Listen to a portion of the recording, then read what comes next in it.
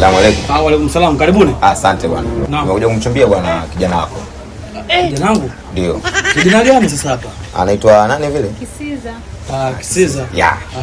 Okay. Kwa hiyo umekuja kuleta barua. Ndio. Sawa. Kisiza! Kisiza! Hello. Ndio. Wewe, unamuita Kisiza ule ufuata nini sasa? Kwani kuna nini?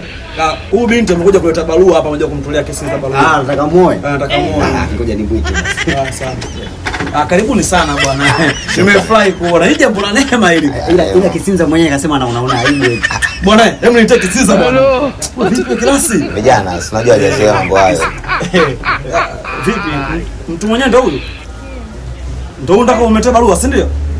Kisiza, kuna barua imekuja hapa, binti amekuja kuleta barua kwako. Mambo fulani. Kubali? Limoni parangui. Okay, sio kidogo anaibu bwana. Kijana wangu anaibu bwana. Basi hakuna shida, tuingie ndani kwa ajili ya barua. Sawa, karibu nipiteni. Shukrani. Jambo la heri.